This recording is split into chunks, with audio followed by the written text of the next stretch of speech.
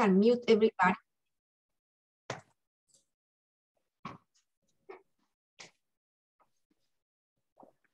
Mike. Yes. You want to mute everybody and then you start doing it? You know how to do it, yeah? Yeah. Thank you. You're welcome.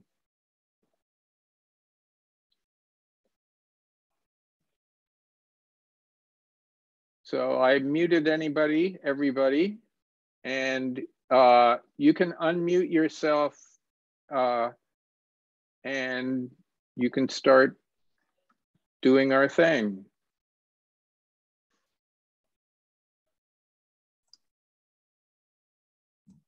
Mike. Yes. I didn't get any email from anybody except my own with my observations. But first we invite the people who can share directly from their own screens to show their fungal. Oh, I can hear you. You're mute. Anybody who wants to share and hasn't alerted us ahead of time, you can post it in the chat.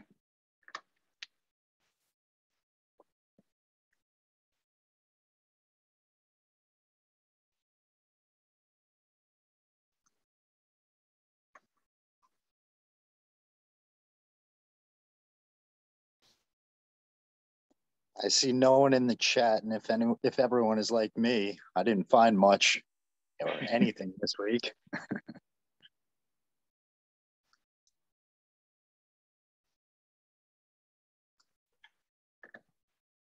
Dave, who do you send your finds to? Excuse me?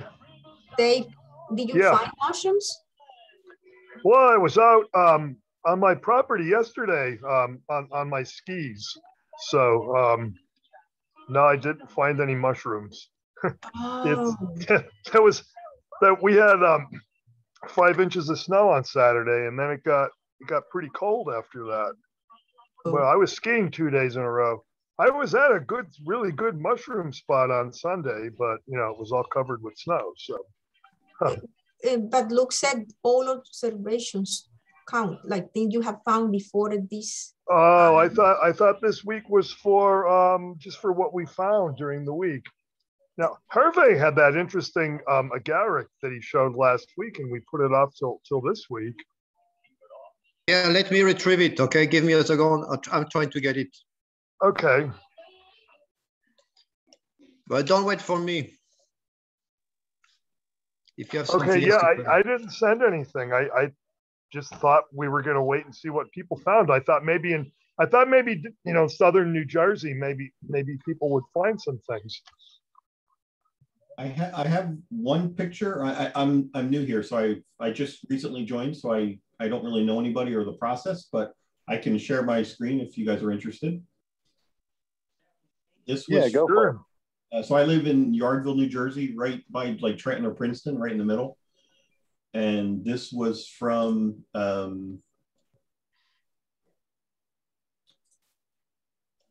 this is in, sorry, that's not it. This was in my yard. So this is an oak tree. We're looking down on it. It's a very large stump, about 36 to 40 inches in diameter. It's about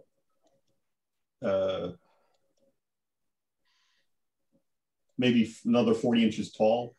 And I just noticed yesterday or the day before these mushrooms growing along the side of it.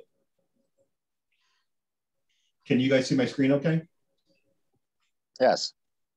Yeah, you mean these shelf mushrooms that are on the wood here? Yes, I have no idea what they are, so I'll... Do you have any other photos?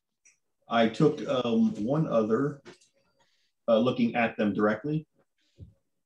Yeah, for something like this, an undershot would be helpful. Okay. I can do that next time. It's in my yard, so it's easy. Nice.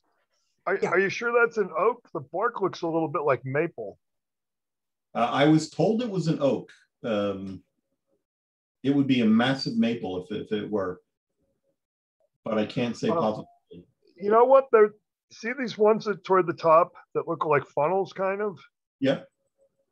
I think that might be one thing, and these thicker things might be something else. I think these funnel-shaped things might be Trametes conchifer, but I think there might be a new name for that. No, it's not what you're saying, Dave. You don't think that it's that? It's Why not? It's a Yeah, I think it's Asterium. Trametes conchifer grows on top of the wood, not like that. There are some sure that are starting has to to be? up. And it has pores. This one is smooth. No. Tremete, is it Asterium conchifer? Maybe I just got the. No, Trametes conchifer is the one with pores. No, there's no pore. That doesn't have pores. It's smooth. It's like an Conchifer. anamorph or something. Conchifer is the one that looks like a little cup, but it has teeth under. Are you sure? Yeah, I am. Asterium is smooth. Look at right there on the top of the photo. The little funnels here, they're smooth, right? Yeah, well, I thought Trametes conchifer was smooth. I mean, they have it in Trametes, but they put it someplace else. Not long ago, I'm pretty sure. Yeah, but if you're saying Trametes, it's a polypore. Trametes. Well, that's why they moved it, I think, because it really didn't seem to fit.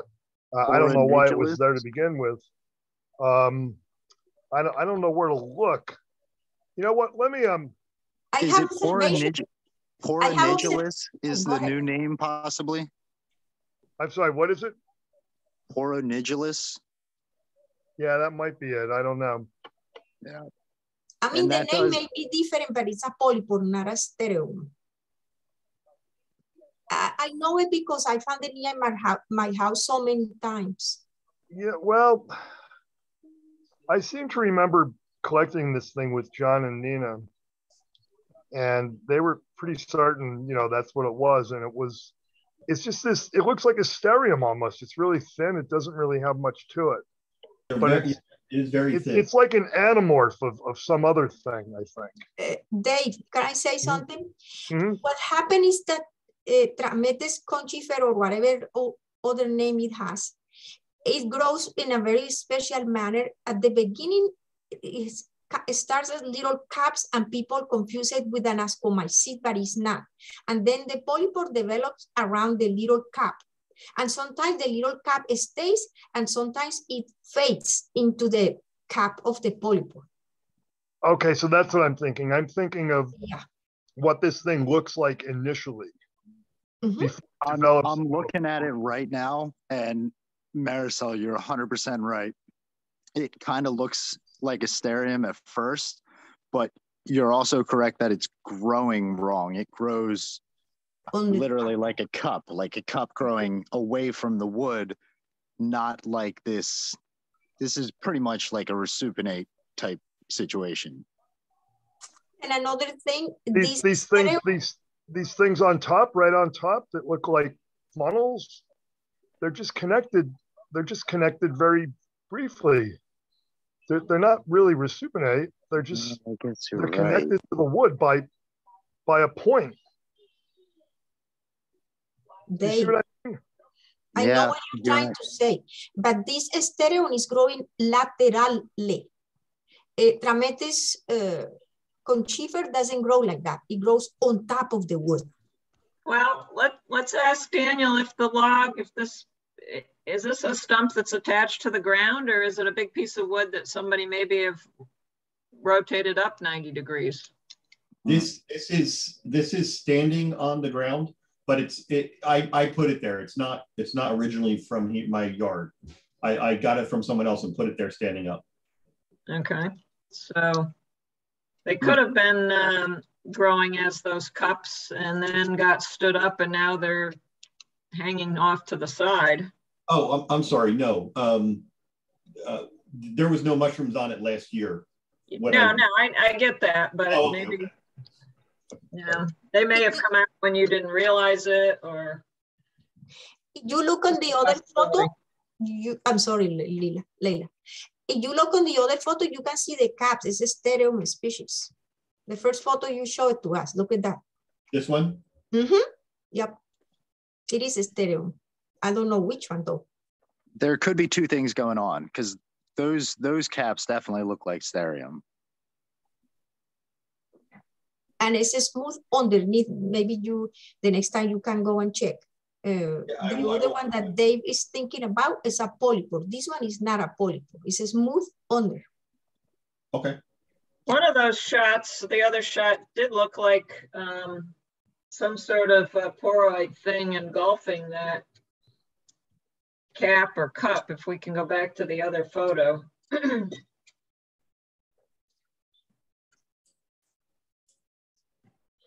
See the one at about 8 o'clock from the big white one in the center, just down at 7 or 8 o'clock, lower left.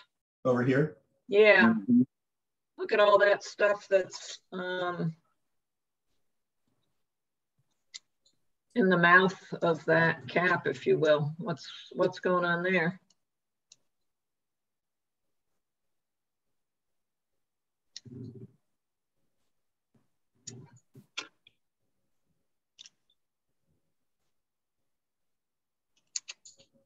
It looks kind of different. I can definitely take better pictures for next time. Mm-hmm. Yeah, Dave. Dave, a good undershot of either the gills or the pores is always very helpful, as well as the cap. Okay. And the substrate that it's growing on. Okay, thank you. The only other picture I have, which was from last year, is what I always find in my yard. They grow in a big circle. They're massive. I don't know what they are either, but this is the other thing I find a lot in my yard. But the gills, you didn't take a photo of the I didn't know that. So I went. Yeah. All the details, all the sides are important. They're yellowish underneath. Oh, wow. Then next time, okay? Yes, they're very large. Mm-hmm. But pores or gills? Do you know Gills. Pores or gills? Gills, they're the lines. Nice. Good And photo. how large? Like between 4 and 6 inches, maybe. Okay, cool. Wow. Well, interesting.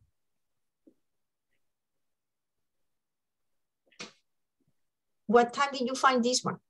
I would say I don't remember exactly, but definitely summer. It's when it's pretty warm out and the grass is nice and wet. Oh yeah, look at the grass. Yeah, that makes sense. Yeah. So was there a tree in that area that died? Yes. No, it's still alive. I have a big ash tree that's right there. Oh, an ash tree. It kind of grow around it. Polytonellus merulioides. The color doesn't look right though, but if it's yellowish underneath, and you said you're sure it has gills and not pores, because the pores on Polytonellus merulioides look a little bit like gills. Mm-hmm. They're kind of stretched out. Okay, then I could be wrong, definitely, because I'm obviously very new to this. Yeah, but the color doesn't look right though. But that is something that would grow near ash trees, near live ash trees. It's actually a parasite on an insect that feeds off of sugars produced by the roots of the ash tree. So if you can get, next year, a photo of the underside, that might be interesting. Thank you, I appreciate it. And it has that lateral cut. Dave, did you notice that? It's like yeah, it looks like it's attached laterally to whatever kind of stipe is there. That would be another indicator of Polytonellus merulioides. So this is a second picture of this of another one that was in the circle, but it had just rained, so it's had a lot of water on it. Could be, the color looks a little bit off, but it might just be the lighting.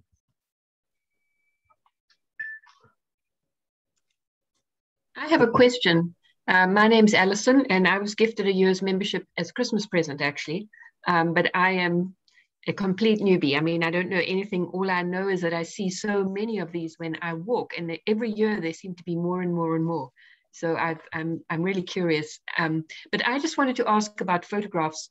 So if we're taking photographs, could someone just speak to, you know, as a complete novice, could someone just speak to, if we were going to come and show them and ask for your opinion or ask you what they are, what should we do as a photograph? What are the things? And then should we actually pick them? I always don't want to pick them or turn them over or stop the growth.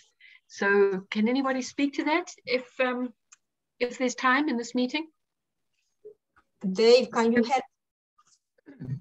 Sometimes you have to pick them, or at least from the base, to make sure you get all of it to see what the root structure looks like to identify. And so generally you want to photograph, you know, from the top, from the bottom, and from the sides, and then some note on surrounding vegetation and where you found it. Yep, that's the one thing. Fun thing about mushrooms is they could look so similar, but there are so many different variables to differentiate, and a lot of them you need to have the mushroom in its entirety in order to get an accurate definite find. You won't hurt it by picking because the mycelium is under the ground, so you won't. It's just like a fruit, and what you might want to do is notice the trees that are around it. What sort of trees are growing there? And if you got the fungi, you might want to lay it. You might want to cut it in half. Yeah, one half you can show like so tip the cap a little bit. And one half show the top of the cap, the other half you can show the gills, and we need to see the stalk and what the base is too, whether the base has got like hairs or little cups or what it's got on the base.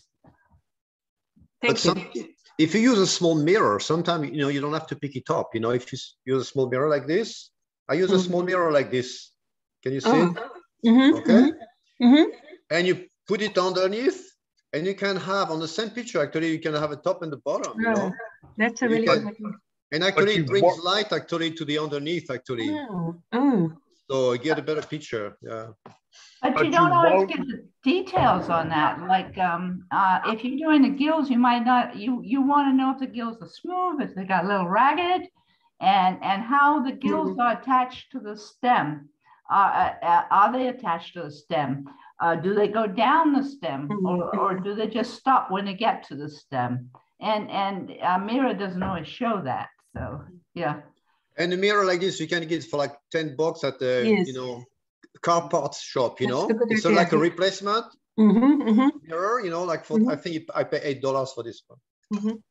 Yeah, but as Nina's saying, you're not going to get all the relevant details with the mirror. You won't get the stipe base, which might be buried. You might have to dig it up. You won't be able to, you might not be able to assess very well the gill attachment, or whether the edges of the gills are serrate or complete. I'm sorry, entire. Or there's a lot of little details you're probably not going to get. And when you do harvest a mushroom that you want to photograph, it's a good idea to try to find some suitable ambient light. You don't want direct sunlight, and neither do you want really heavy shade. Either way, in really heavy shade, the resolution of the photo is probably not going to be real good, because the camera just won't pick up the details.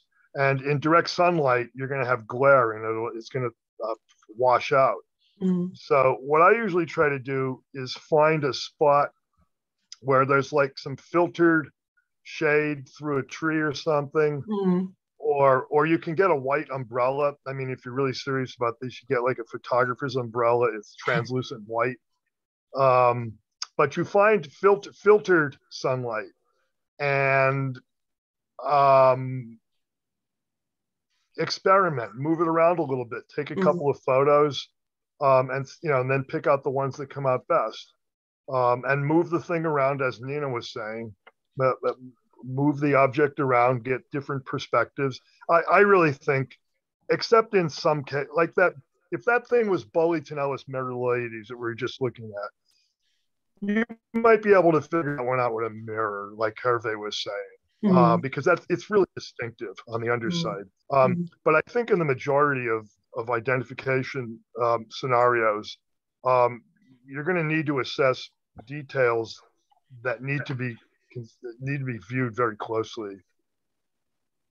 There's one more thing is you should notice if there's a smell, because some fungi smell quite strongly, and that's also an indicator what they might be. And texture.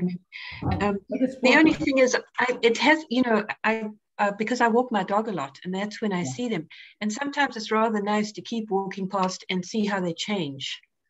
And especially the big, I presume that they're shelf mushrooms, but some of them grow on the ground, and they're quite hard and woody, and they get, you know, I can see them getting bigger and bigger and bigger and bigger, and someone always eventually kicks them over, and I always feel like a little crestfallen because I don't know what their natural life cycle is. So it's kind of interesting to see how they change when I walk past as well. So take different pictures, you know? Yes. Yeah, so that's very good point. If you have more than one mushroom in a fruiting, maybe take one or two to examine and leave the other ones and see what happens after a day or 2 days or whatever, because the details might change, as you're saying.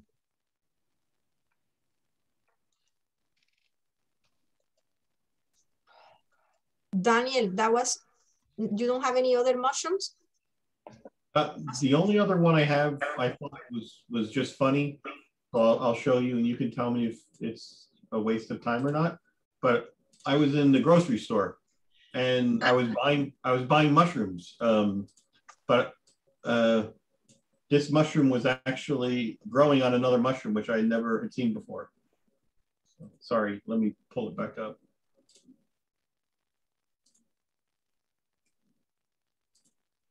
Can you see my screen again? Yeah. So I was just buying baby bellas, and these mushrooms had mushrooms on them, which I thought mushrooms competed with each other, so I didn't expect to see that. No, that's probably a parasite. It shouldn't be there. Is that a hypo? Yeah. That wouldn't be healthy to consume. No, I didn't. It's being attacked by some hypomyces, maybe. Yeah, maybe the mushrooms don't really keep well on the shelves in grocery stores, from my experience. It was probably contaminated, and just those mushrooms already went bad, allowing for the parasite to take hold. Gotcha. Is it a form of another form of a fungus? It's another one. Yeah, it's called hypomyces. I got some of those today in my observations.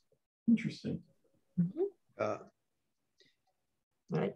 I think but this package is not ventilated, so it's not mold are going to grow in it because there is no ventilation, you know. Yeah, it was sealed up pretty well. Yeah. So if I buy a mushroom like this, I crack it open, you know, so it lasts longer, you know. Yeah, no, I left this one where it was with all the other ones. I just was surprised to see it, so I took a picture. Good. You know, don't ever eat a mushroom looking like that. It has to be just the clean looking mushroom. Thank you, Daniel. Is anybody else that would like to share from your own screen? I can share something.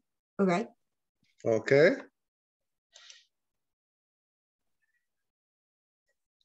Here it is.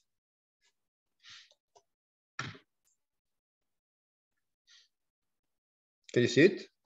Nope. Oh.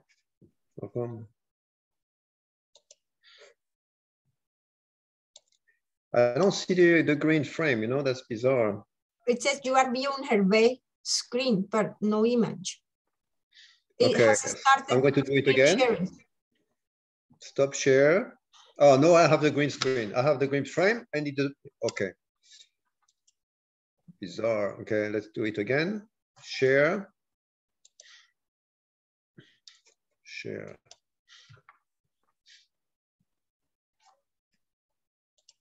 So when you share your screen, you have to pick the appropriate window when you get the shares.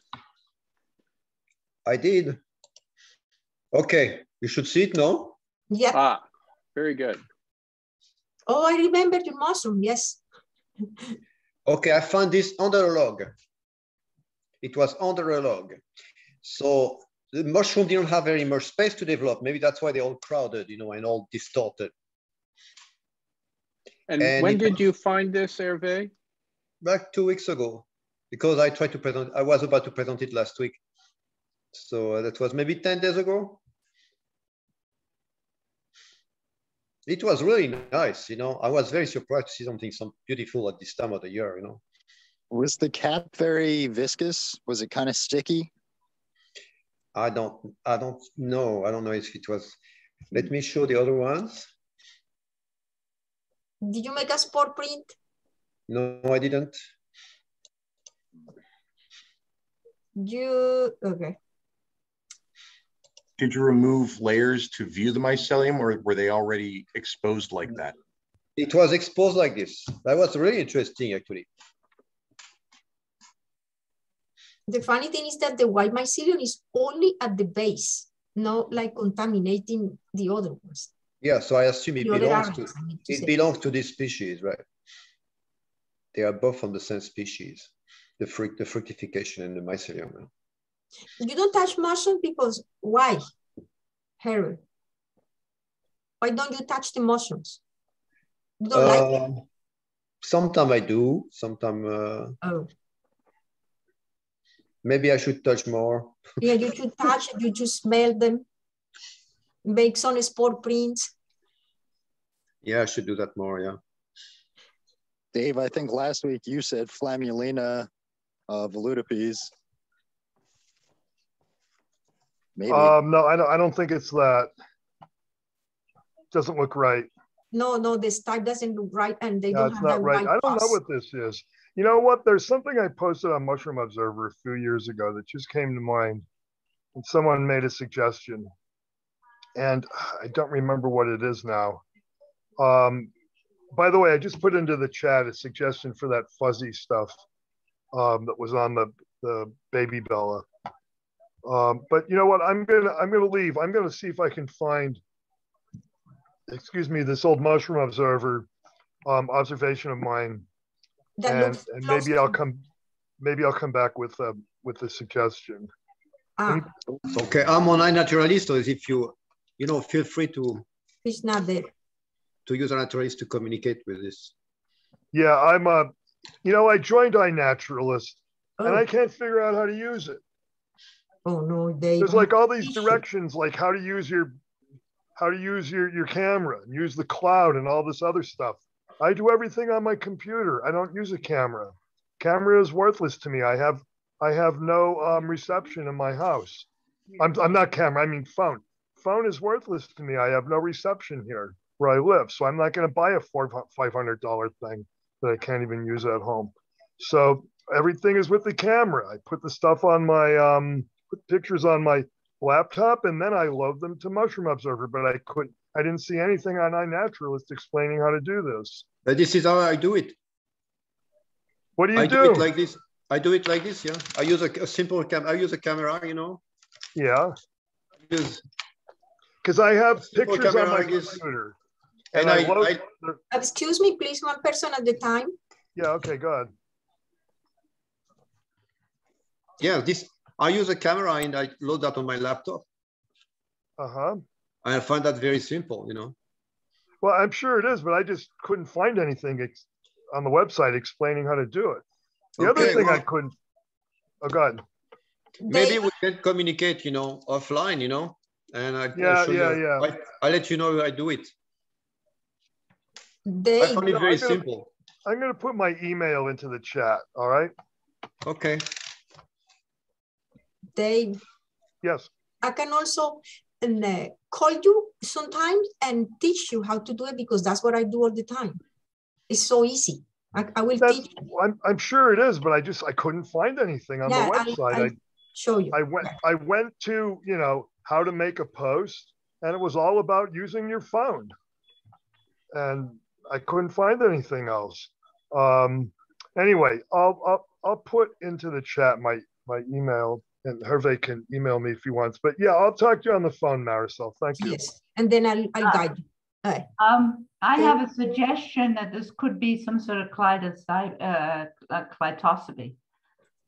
the kind of bottom there, all the white mycelium, and it's not too decurrent, but there are some clitospes that aren't. I was thinking the same thing, Nina, just with the funnel shape. The more mature ones kind of have that funnel.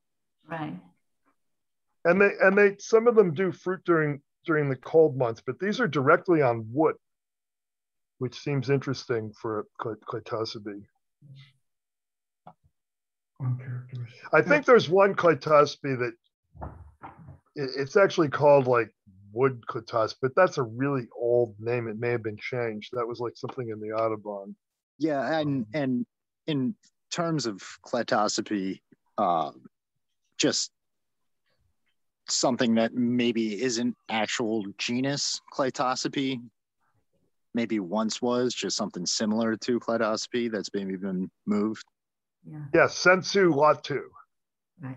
Right. Meaning in the broad sense. Yes, it's a starting point. Yes, clitospes is a starting point, and maybe you can track it down, from that starting point. So it's a good suggestion. See, they're growing.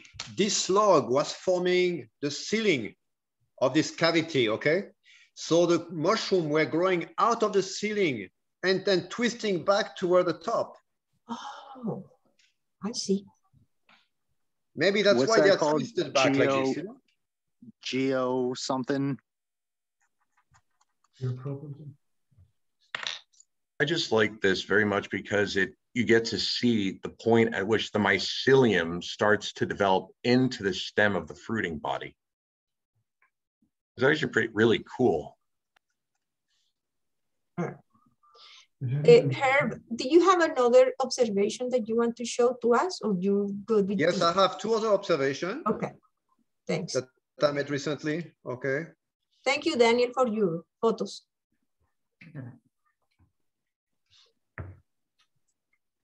Does this grow? What does this grow on? Okay, just a second. That was growing on a log also, but that was exposed to the outside, to the air, light and air. Oh, it takes some time. It's some kind of bonnet. The gills are very much spaced. Oh, it takes a long time. I don't see it. We'll get this one.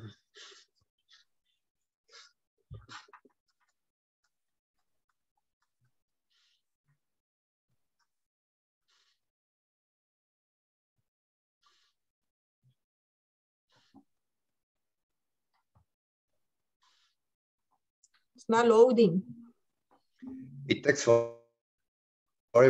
I don't know what's happening here. What about canceling and try it again? Let me stop the video. Maybe it's going to give some.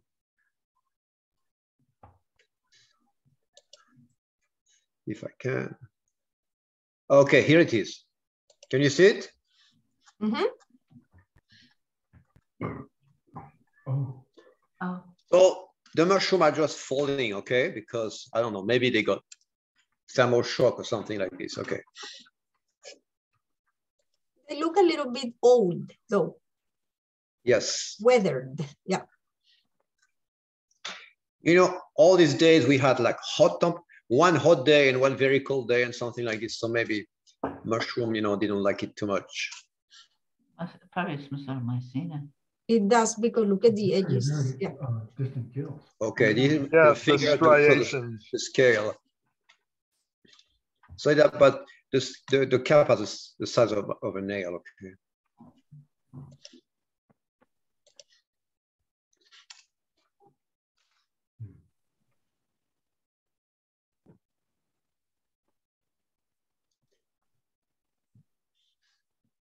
A little old, but I mean, mycena, yeah.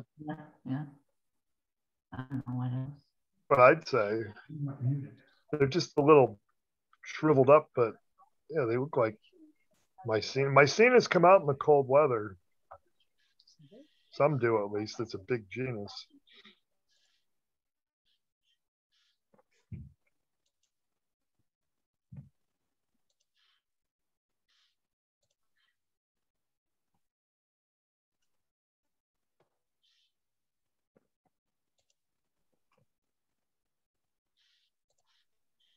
Dave, is the whole genus are all the things that I would think are Mycena, is Mycena actually a large genus, or do we call things Mycena that are not in the genus Mycena?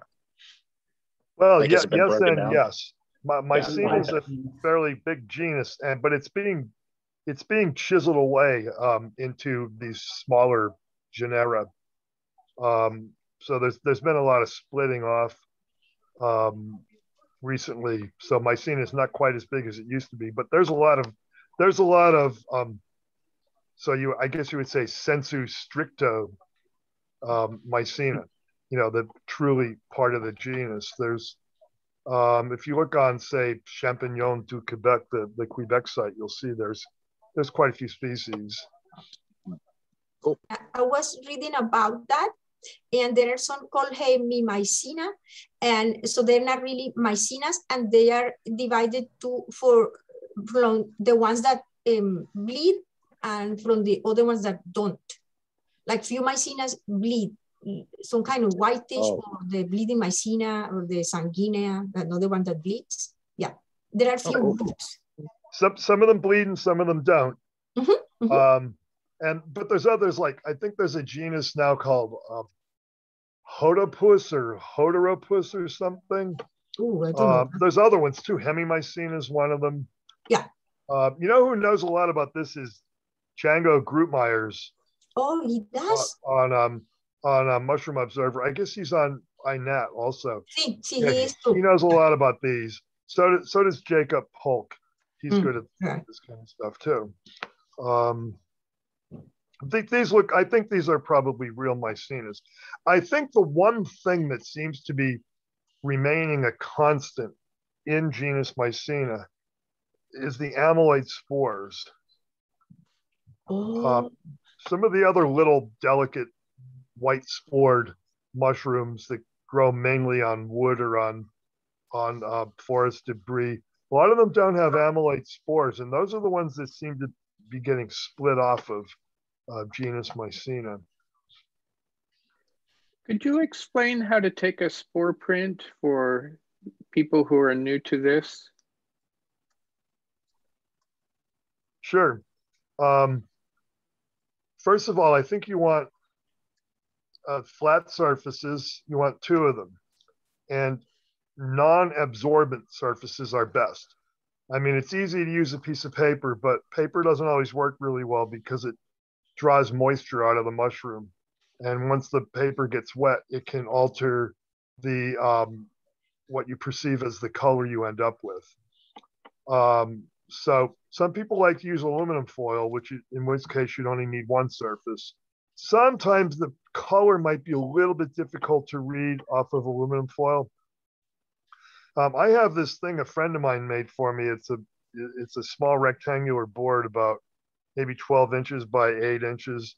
And it's a piece of hard white plastic. This guy has access to all kind of materials. He's a sign maker, works for a company who makes signs. And so he got this plain white piece of plastic, hard plastic. It's flat, very smooth.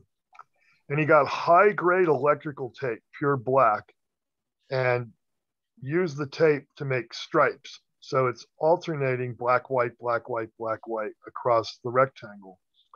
And so what you can do then, once you get a black and a white surfaces to collect the print on, you can either cut the cap off of the stem and lay it with the hymenium downward, meaning the gills or the pores, or if it's an ascomycete, the hymenium might actually be the upper surface, and you lie it down so it straddles both surfaces. Or if you don't want to cut the cap of the mushroom off the stalk, you can elevate your two surfaces with a little space in between them and just put the whole mushroom so that the hymenium is pointed closely to the two surfaces and downward. Now they say that you should cover, once you have the cap positioned, they say that you should cover it with a cup. But I find often that if the mushroom has a fair amount of moisture in it, covering with a cup might cause the mushroom to rot more quickly, or it might cause the humidity to be too high, and then the spores don't drop like they should. So what I'll sometimes do is position the mushroom close to the edge of, say, the rectangular piece of plastic that I have, and so then I can straddle a cup so that it's partly hanging over the edge of the surface, so that there can be some air exchange. So you're not creating this stagnant, humid mini environment where the mushroom is, and you allow it to stay like that. To get a good thick spore print, it usually takes about 12 hours, maybe more. Sometimes it takes longer. Sometimes, like maybe with a Pluteus mushroom or some Amanitas, you lie the mushroom cap down, and maybe as little as 6 hours later, you've got a thick print. But if you're trying to judge the color of the spore print, then you want to leave it there long enough so that you get a substantial print, so that you can assess the color, which is more easily done when you have a pretty thick print. So anyway, sometimes I'll print a mushroom and just wait for just a few spores. As soon as I can see something, I'll use it to mount the spores for microscopy. So a lot of times I take a print on a clear glass microscope slide, and then when you do that, you can take the microscope slide and slide it across a black or a white surface underneath. But there's the little bit of glare on the glass might cause it to be a little bit difficult to assess the color. But if you're not going to use a microscope, then you don't need to collect on a microscope slide or any other piece of glass. But a flat piece of glass is not a bad option. A flat piece of aluminum foil is not a bad option. If you do use paper, try to get like a glossy paper that's got like a finish, like from a magazine or something, and because it won't absorb as much moisture. And use both black and white. And sort of the thing that some people miss is, although a dark print is going to show up on white more readily and you'll see it more readily, the actual color is sometimes better assessed on the black surface, because then you will see any contrast between the dark print and the color black.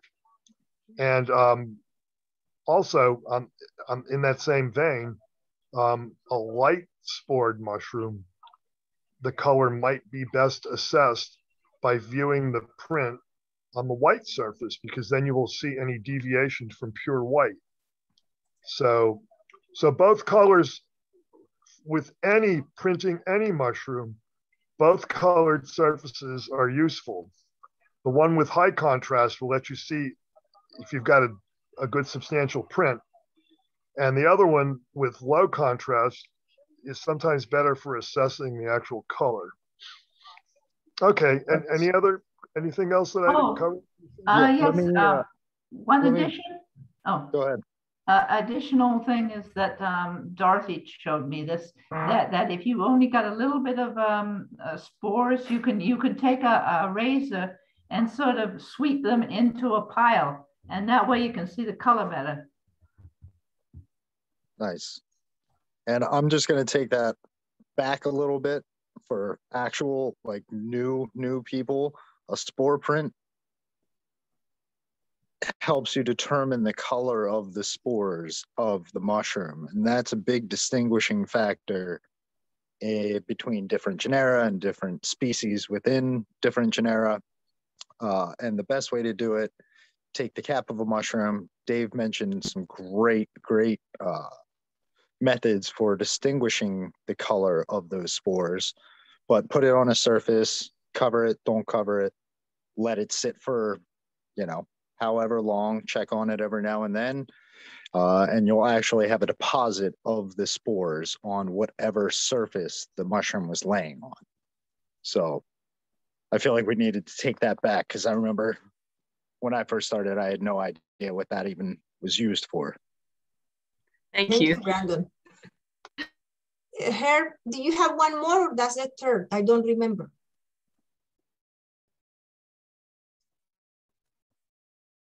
Herb?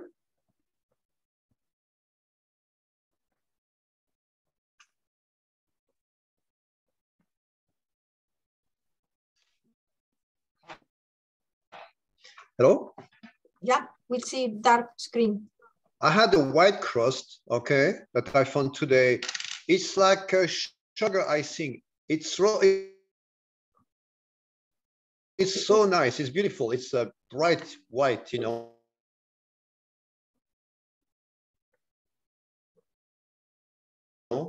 So I thought Marissa would be interested.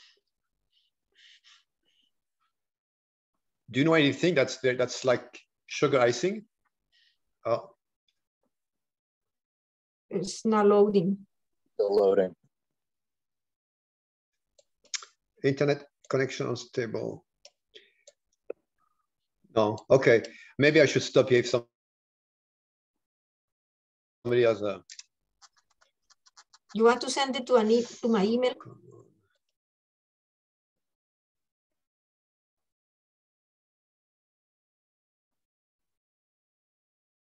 We're losing people. Maybe I should. I'm going to power to my laptop. Actually, I tagged you on iNaturalist about this one.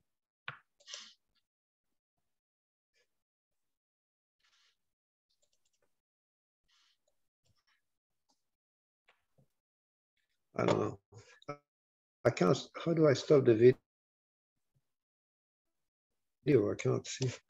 At the bottom of your screen on the left side, you'll see mute and stop video. Yeah, but it doesn't appear because everything is... Yeah, I don't see it. Because everything is... Only I see it on the left. Yeah, on the left corner, but I don't see it today. Come on. Well, I have a suggestion. Why don't you stop sharing? Yeah, I'm going to stop. You can load it behind the scenes while we're looking at other things. And then once you've got it loaded, if you have then time, you okay, can share again. Okay. Oh, here it is. Too late. Okay. Come on.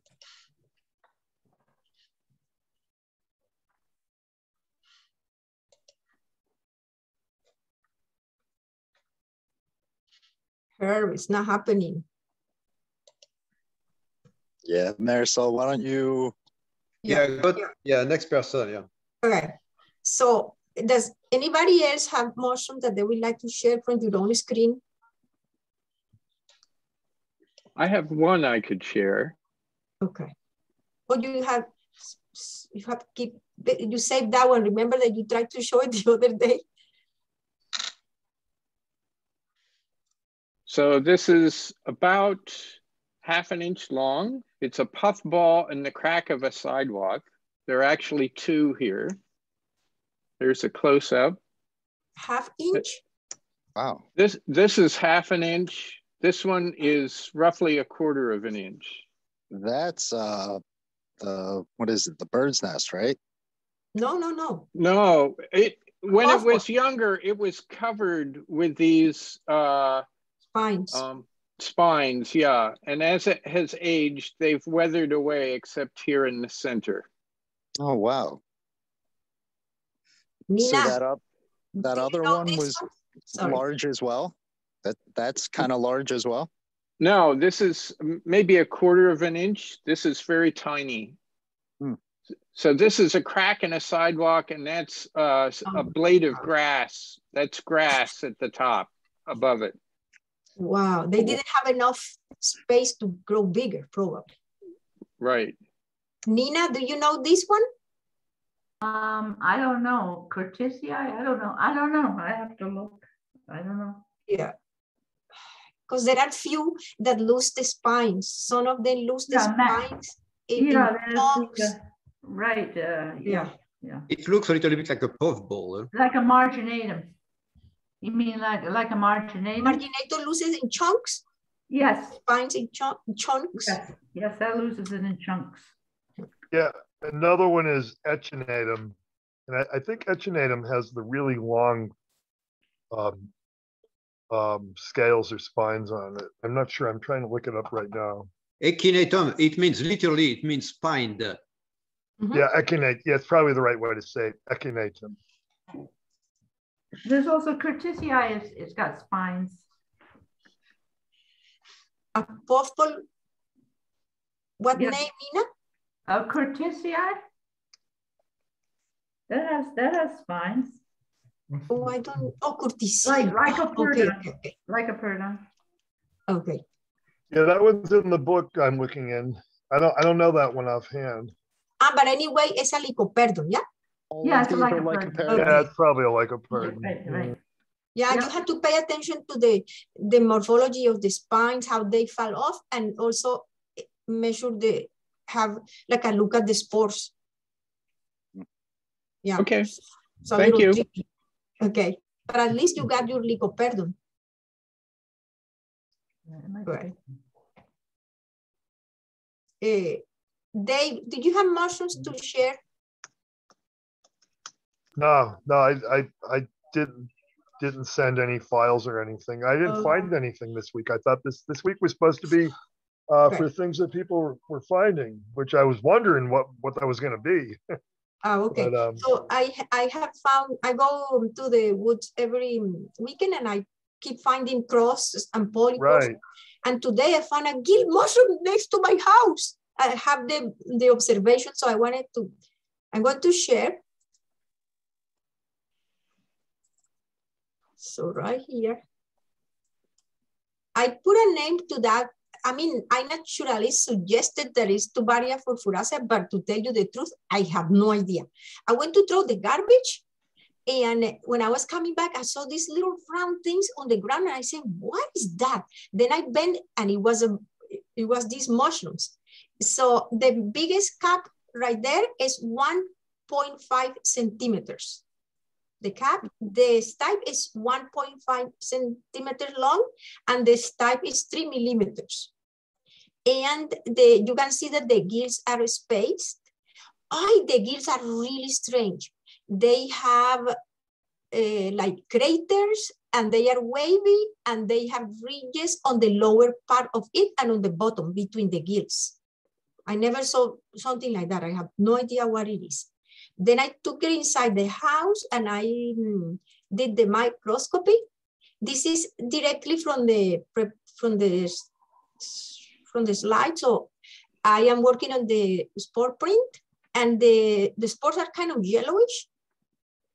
I didn't see any veil or any remnants on the edge of the cap, and the spores measure between 4.9 to 5.4 by 7.6 to 8.6 microns.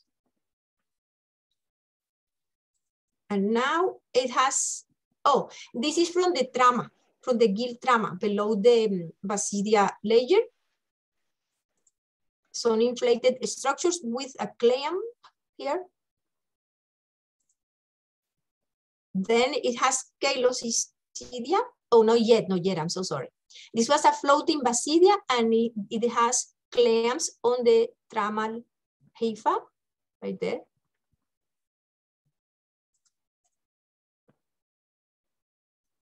A basidium with 4 spores.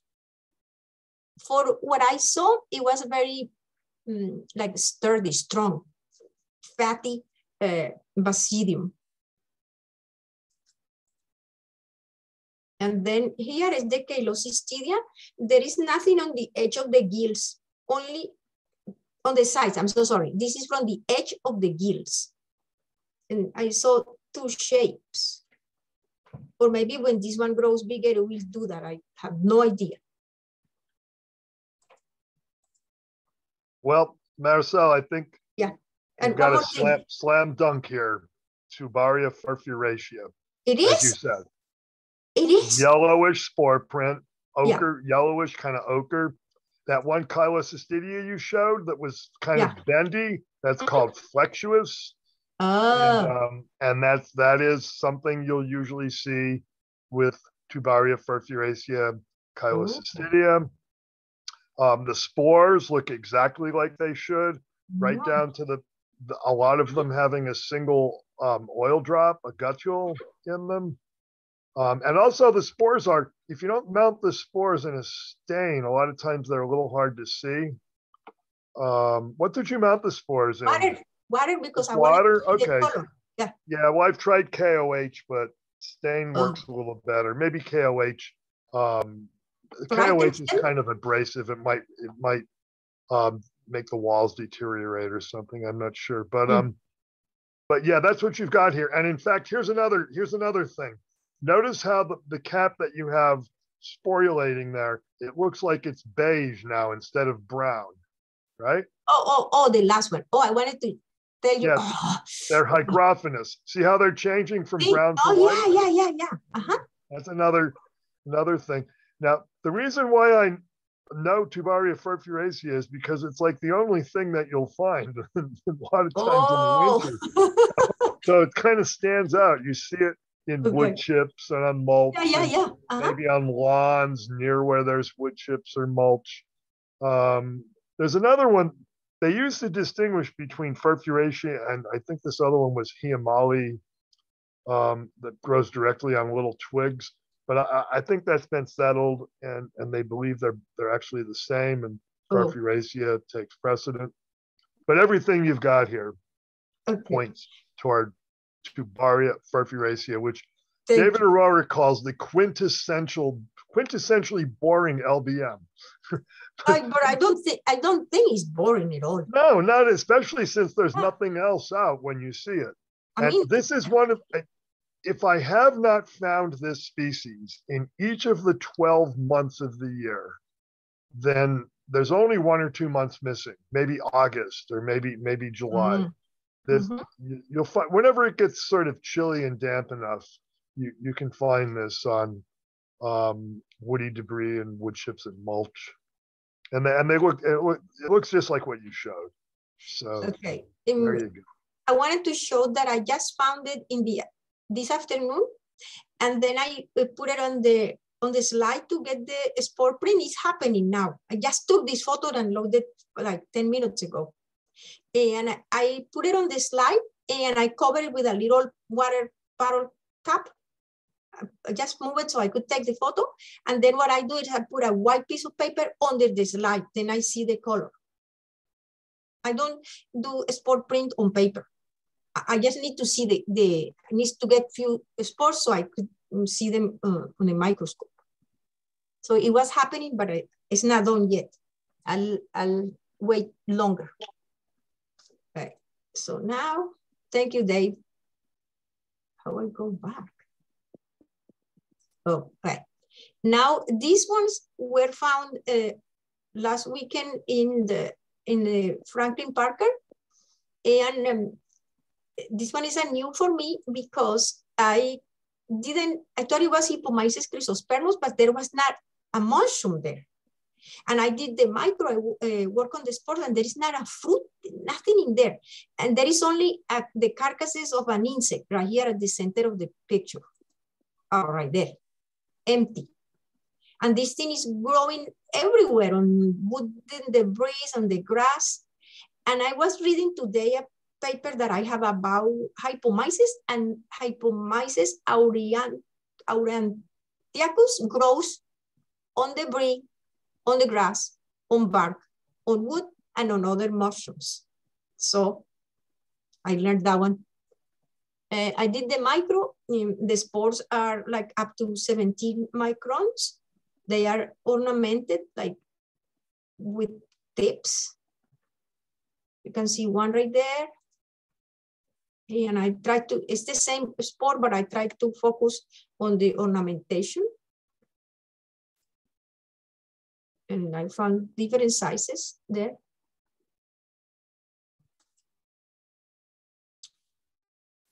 And then the same day, in another spot, I found the same thing. The spores, the spores are exactly the same size. But this one was growing on a mushroom that had gills. You can see here. The mushroom was really old, but you can still see that. And the mushroom was on a stump. Dead, and I found this thing in there. I did the micro, and it's the same thing. Hypomyces aurantiacus. It's the same ornamentation, same size.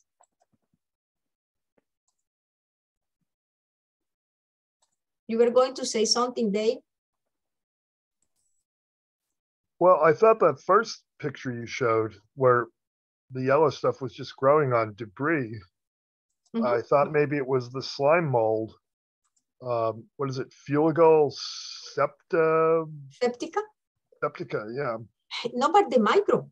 I knew it was hypomyces, but I was surprised that there was not a mushroom there.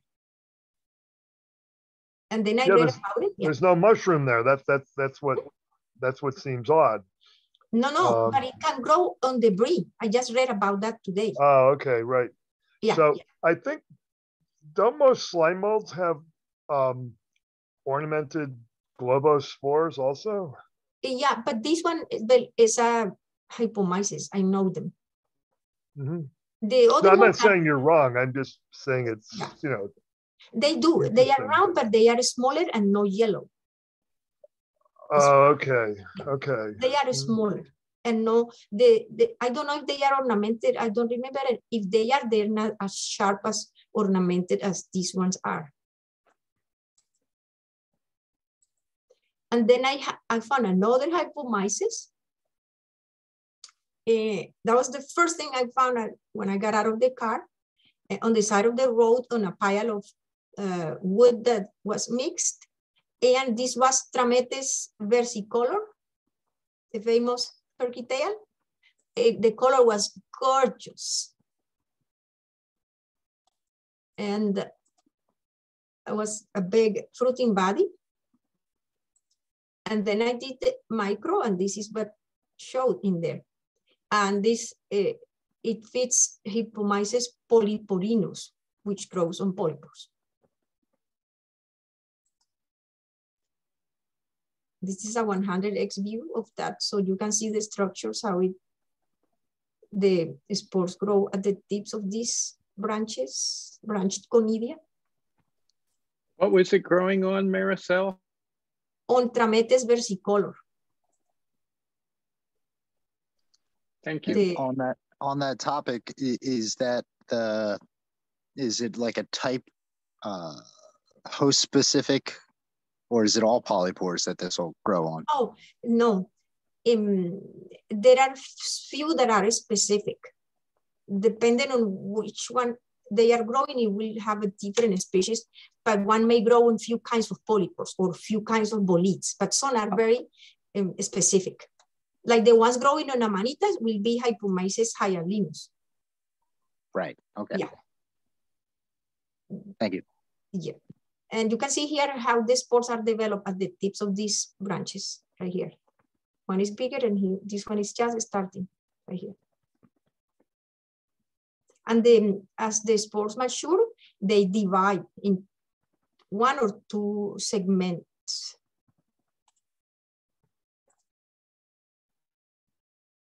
So this one, yeah, the most segments that I saw were divisions 3, yeah, and 4 segments. And they have a very thick point of attachment to the conidia. But this is very crazy because the sizes are so varied. I measure, but I don't know like which one to consider the right size, because look at this one right here on the upper right, it's so small and has no segments. And then the one next to it is very long and then divided in 3 parts. Maybe this is the lateral view of the same thing. Oh, I see what you're trying to say.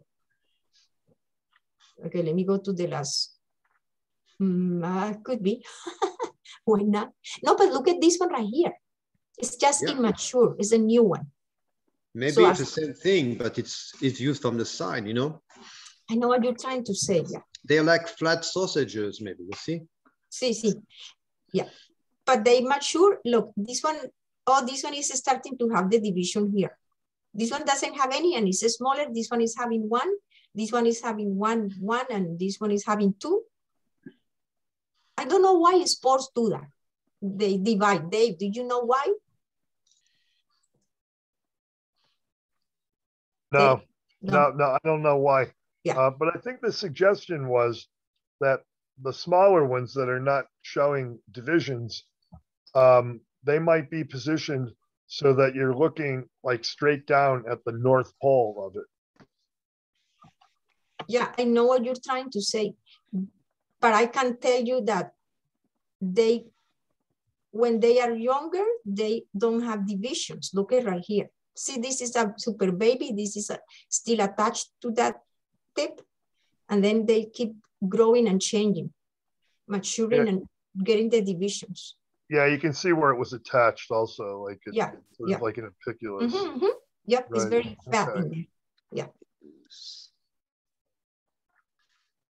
And then I have one more. Yeah, I don't know why they divide. I really don't know. Weird. And it happens in other species too. Sure. Like in Geoglossum and Tricoloroglossum, and some Tremellales and some Dacryomyces, they do that too. I don't know why. I wish I knew. Can I ask at what point do you know when they're done doing that? You know, if you have a spore that is segmented twice and then you find one where there's the third, can you assume that it's maturing into that third, or is that just a one-off? Oh, okay. The only way that I can refer to anything is literature. I go to the books and I see they call this one Dacrymyces variosporus. The spores could have up to 4 segments. For example, it's just an example. You know what I'm trying to say? Somebody already studied that and noticed that they couldn't find a spore that had more than 4 segments. So what I do is that I look on the preparations to see, I look to see spores that are divided, and then I show which one is the one that has the most divisions. And then with the size of the spores and the divisions, I can probably sometimes get close to the species, or sometimes I don't. So you base it off of the most, the highest numbers. Yeah. Whatever one, even if it's only one that has. Okay, cool. Thank you. That helps. Okay, I found this one in Franklin Parker, and actually not in Franklin Parker, in Suey Road Place. I go there a lot. There is a little area that belongs to the New Jersey Conservation Foundation, and I don't think that anybody goes there ever. So it was so beautiful. It was growing on pine tree, on a big one, fallen pine tree. And you can see that the shapes of the pores are very irregular, but then you have to measure a few areas. And then you can determine if it's like 3 to 4, 3 to 5, blah, blah, blah, blah. Like right here, this is huge. But then you got to measure different. It's like 1 and 2. So it could be from 1 to 2 pores per millimeter. And then you look at the margin.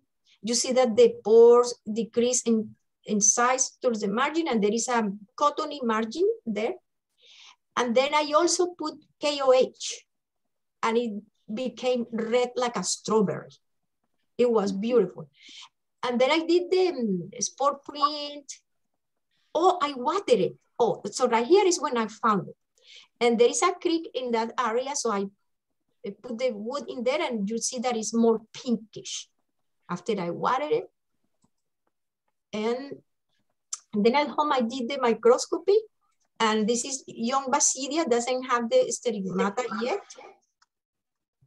And, oh, there's an echo. Oh, now you see the Basidia here with the stigmata board right there. And it's the basidium is fatter on the top portion, and then it's like a tube at the lower part of it. Those are immature here. And those are empty. But the same thing. You have to notice the way the basidia are arranged. See, they are very close here, arranged like in bunches. And then I went to the box. This is cystidia. It's like finger, like they call it, very long. You find this around the entrance of the pores. They call the pores disepiments. And oh yeah, more cystidia, I'm sorry, more cystidia is really strange. It's almost like capitate to subcapitate. I don't know, there are too many words to describe everything, but it's pretty neat. So there are two types of cystidia. And this is the hiva that is inside in the trama of the fungus. You can see that it has some kind of granulose aspect, little ornaments there outside. More basidia. Oh yeah, this basidia is growing in a little different manner. It's called pleurobasidia because it's growing sideways. See? I'm sorry, Marisol, did you say plero with an R? P-L-E-U, pleurobasidia. Yep, gotcha, thank you. Yeah. So they're growing sideways. This is really neat. So it could grow in two styles, sideways and regular. I don't know why they do that, but some mushrooms do. That was really neat. Immature, no spores there yet. So I went to read, oh yes, this one is so beautiful. With the stigmata. You see 3, but it's 4. It's hard to focus.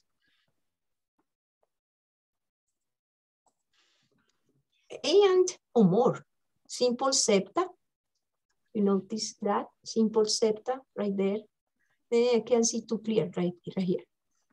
Oh, I put the asterisks. Okay, yeah. All right. Ah, the spores look like some kind of bananas and very long. You can see the 2.4 by 7.4. More basidia, more plural basidia, and more spores.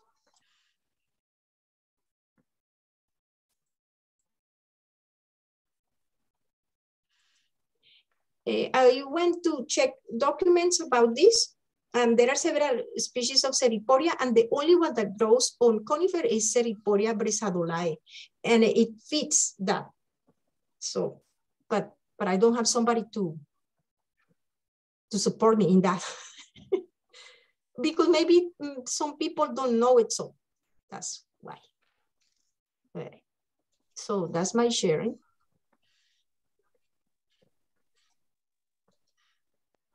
Hey Marisol, can I ask you a question about what you called a floating basidia? Yes. I think with one of, I forget which specimen it was on. Is that just a basidia that is broken free and yes, thusly is free. Floating? Yeah. Okay, cool. Thank you. Yeah. All right. Share screen view. Does anybody else? Oh, let me see the chat. Pleural basidia. Oh, thank you for writing all these names there. Chametes, thank you. Oh, nice. Tuvaria. Okay. Does anybody have any motion they would like to share?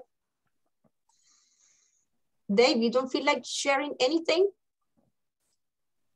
I can show you the cluster. Yeah, I was gonna stick with maybe the last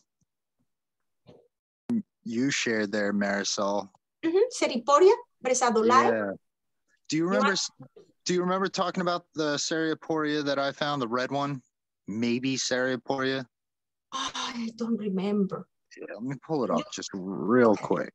Go ahead.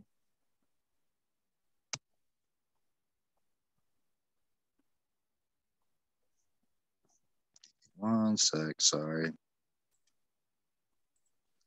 If you get yours ready to share, then it'll be all ready to go.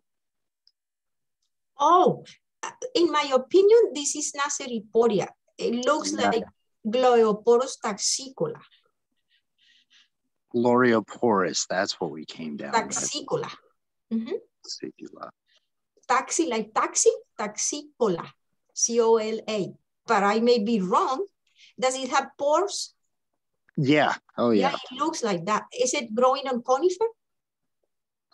This was oak, I believe. Ooh. Yeah, this was oak. Ooh, that would be wrong because it grows on conifer. Oops.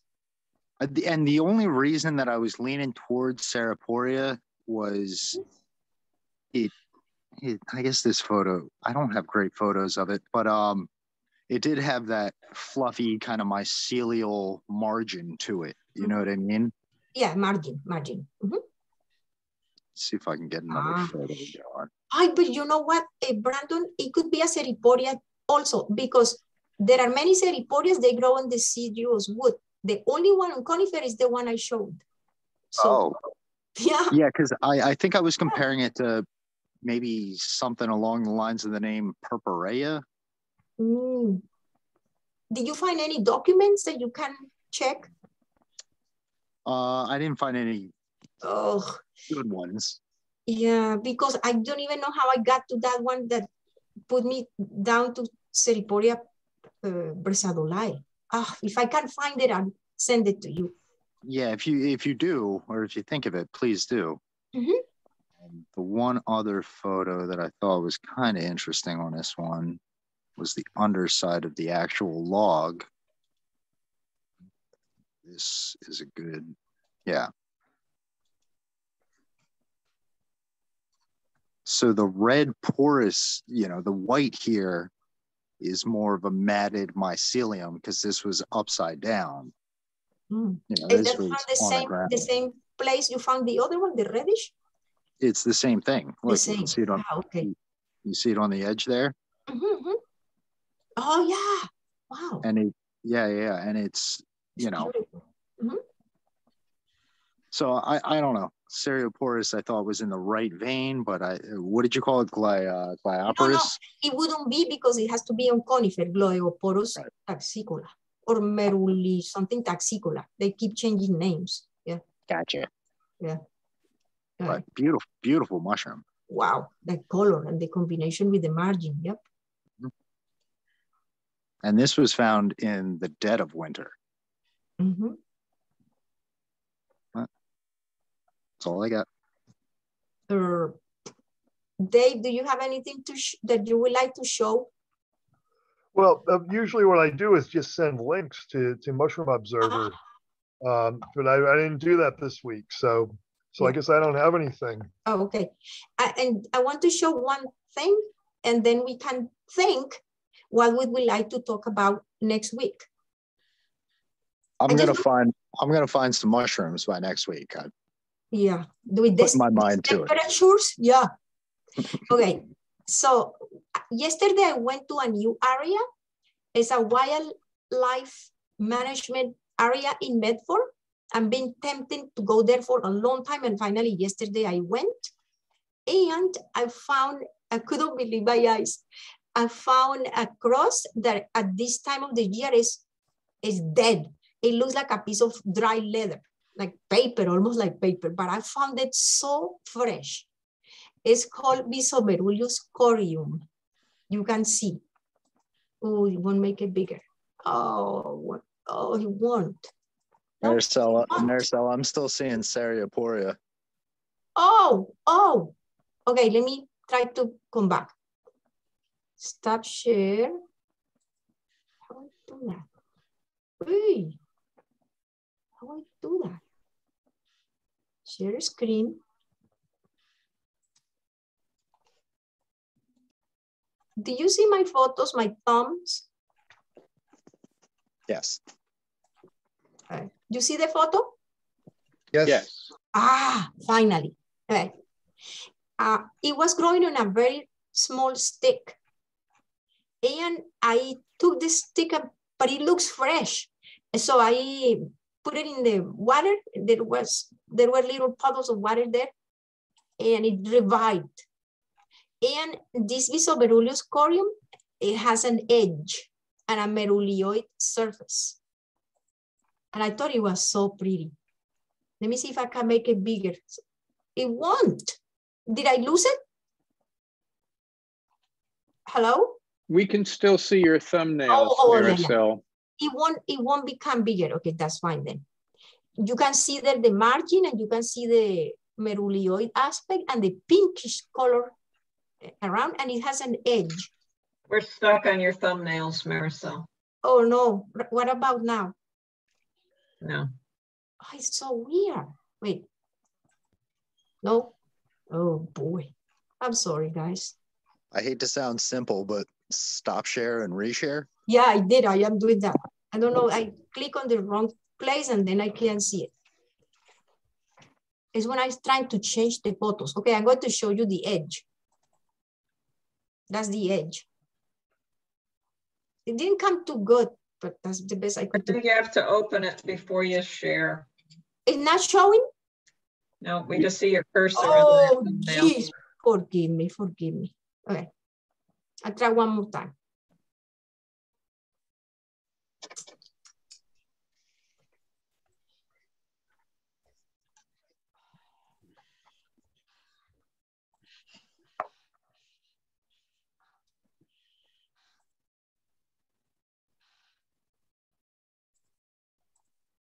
You see it?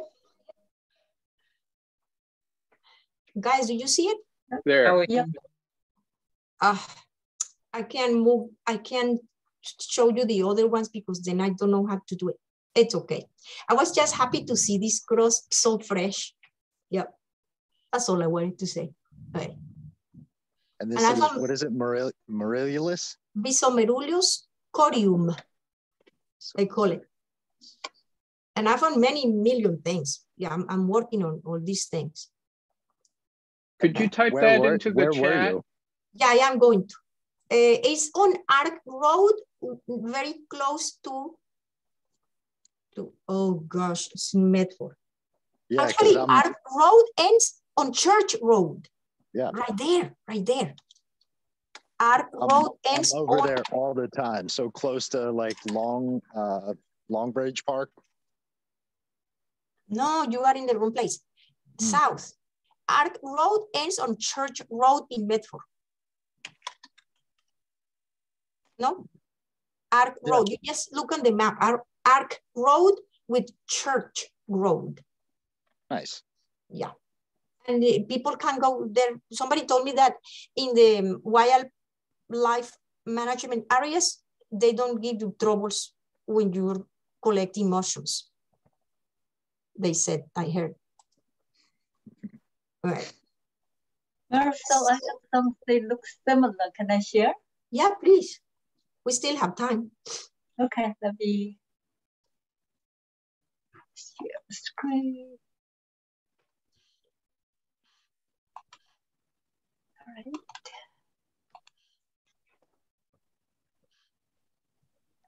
Let me know if you can see my screen. Yes. Is this similar or different? No, this is a resupinate polypore. Can you type in the chat, please? Yeah. Chat. I don't know the name. I don't know. Can you enlarge the picture? Okay, thanks. Yeah. It's a resupinate polypore, but there are so many resupinate polypores, so micro is like needed to know what it is. But it's beautiful. Yep. Okay. And resupinate means that it's growing flushly, essentially, right? flat against the surface. Yeah? Yeah, yeah. Up against the surface. Oh, I didn't know that. Okay. Oh, I see. I didn't know you can say flush. Thanks. Neither did I, but I guess I'm that learning. I'm still learning English.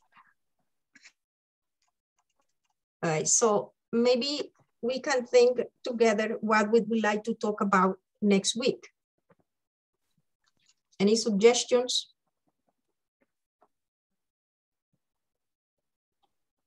I mean, like I said, I hope to find mushrooms this week. It's supposed to be in the 70s. Mm-hmm. But I don't know. I was thinking is maybe we could have a group discussion on cultivation techniques. Oh, okay. I'll write the ideas and then I'll tell, look, cultivation or finds for this week. Any because other my suggestions? store started I have selling another wine suggestion. today. Okay. I have a suggestion. Herb? Could we invite this lady with have a new view of the distinction between Sterium lobatum and Sterium ostrea? Because she wrote a paper about this, and she said that iNaturalist is completely wrong in putting everything into Sterium ostrea, because Sterium ostrea is a species from India. Mm-hmm. So every time somebody is presenting a false turkey tail, it goes into the Sterium ostrea species, yeah. which she thinks is wrong. Yeah. Who is this lady? Sarah Durand. Oh, yeah. Sarah DeLong. See, I know. I am in contact with her. I don't know if we can get her for next week. Yeah. I can ask her. I am in contact with her because I sent her. Could you? Yeah, I sent her a nice. Sterium. So we could have this samples. So the Sterium could be the theme, okay, of the evening. Yeah, Sterium. I sent her samples and yeah, she did the DNA. Yeah. So she's that. Yeah. I remember Luke talking about her. Yeah. There is another lady too working with the Sterium. I found her. I just can't remember her name because I'm not in contact with her. But she seems to know about Steriums around the world too. Sure. So, okay. Any other ideas? Anybody? How come the mycologists from Rutgers are not very, involved here? I don't know what you're saying. Can you say that again? The mycologist from Rutgers. The mycology department of Rutgers. Oh yeah, I think I met him on the one of the forays. But I don't see, like Jim, I don't see him very much involved here. You say Jim? Yeah, for instance, Jim is a chairman. Yeah. You mean Jim Barg? No, Jim White. Oh, I don't know. I think it might be because of the season, since not a lot of mushrooms are growing. He might come back now that spring is around the corner. Jim White's not a field mycologist. And that's the issue. He does stuff in the lab. He doesn't do stuff out in the woods. He could lecture about what is endophytes. Yeah, endophytes. Yeah, he came and talked to us about endophytes. But stuff in the woods, he's not. No, that's not what he studies. Okay. Well, we do have a good relationship with the Rutgers mycology department, right? Yeah. Oh yeah. Okay. But what would you like them to do? What do we want them to do? Well, I don't know of any field mycologists there. No. We don't know them in the field. Yeah, well, we did. They're dead now. Dr. Jean Varney is one of a kind. Yeah. And well, Glenn used to work there. Yeah. They used to be, but they don't anymore. They don't want to pay anybody for that, I guess. All right. Okay, I'll give these ideas to Luke to see what he can come up with. And then we'll get the email telling us to prepare. I'm always pushing for a discussion on trees. Oh, yeah, I'll add that one again. I remember. Discussion about trees. Okay.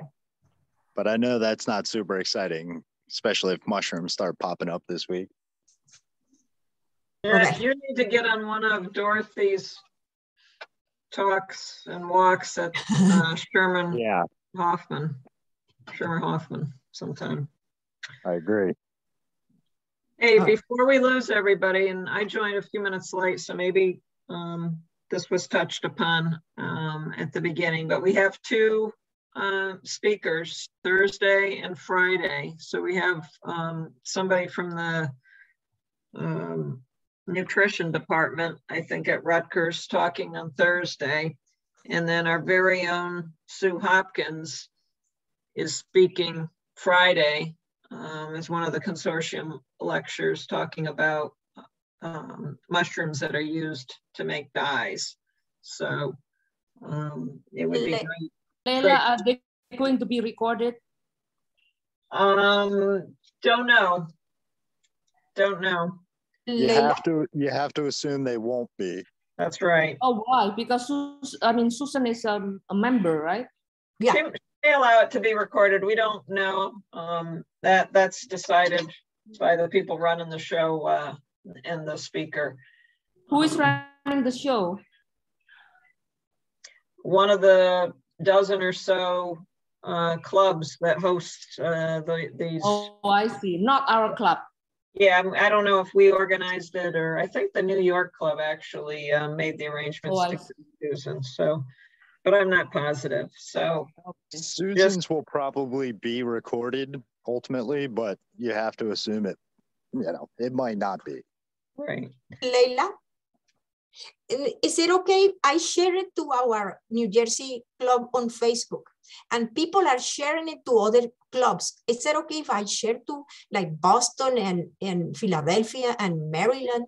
It's okay to do that? They're probably all part of the consortium. There's quite a few in the Northeast that are part of it.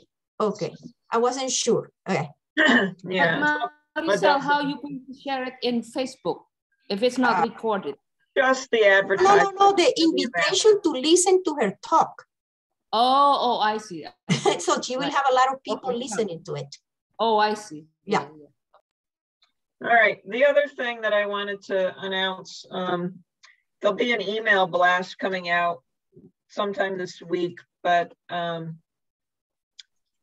Sydney Hilton, the NGMA newsletter editor, has a lot of books. She's looking for volunteers to read the books and do reviews for the newsletter. So some of them are field guides, some of them are novels that feature mushrooms prominently in the text. So if you would like to be a book reviewer, it would be great. We need contributors to the newsletter. So be on the lookout for that email blast and then reach out to Sid. Yeah, I remember we used to get those emails and whoever answers first gets that book. But she should like put the list. No, it's going to happen. Yeah, it'll be a blast. It'll be. Yeah, I get it. And you, unfortunately, you do not get to keep the book. You have to return it so it goes into the Robert Peabody library, so others can also borrow it. Right? If you're reviewing the book, we want other people to borrow it and benefit from it. Yeah. All right. I have another suggestion. What, Herbert? Okay. In the last 2 years, we don't have a photo contest because of the pandemic, right? Mm-hmm. But we can do it online. So what I suggest is let's have a photo contest this year. If we can do it live, we do it live. If we cannot do it live, it will be online. That way people are going to be prepared, to take good pictures this year. They have many months, to prepare the good picture because they know we'll have a photo contest, whether there is a pandemic or not. Yeah. Leila, who will be the right person to know about this? Well, Jim Barg is the one who has been doing all of the work in the prior years, and it's a considerable amount of work. He's actually, it's been a plea in the newsletter several times looking for someone to work with him this year, all right, to learn the ins and outs of of all that needs to be done, right? Recruiting professional photographer to serve as a judge, recruiting other people to serve as judges, anonymizing the inputs, etc. A lot of work.